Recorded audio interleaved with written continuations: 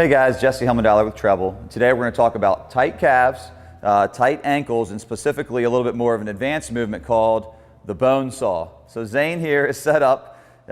We've grabbed, he has this implement here, this tool in the form of a foam roller. If you're traveling, you don't have a foam roller, you can find anything. You can roll up a towel.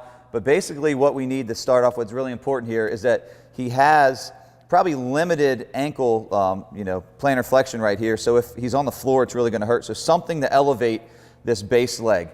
So we're working on Zane's left, either calf, down here a little bit deeper in the soleus, or even down in here where everything, it's kind of up to you. Whatever, if it doesn't feel too great, go ahead and spend some time there. And what Zane is actually doing is he's using the shin bone of his right leg. Some of you might be a little, freaked out by this.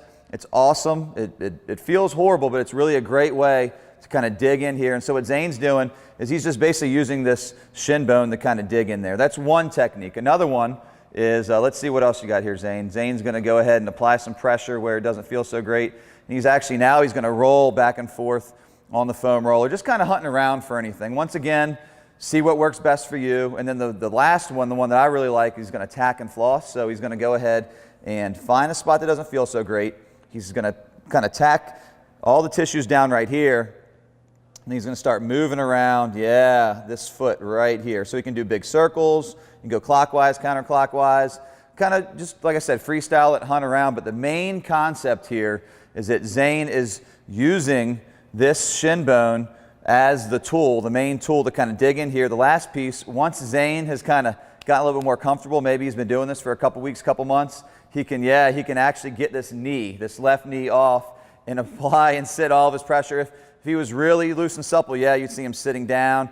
He could even take a lot of his weight off of his upper body. So once again, the Bonesaw Calf Smash, a little bit higher level, pretty tough movement. Love it because it doesn't take a lot of equipment.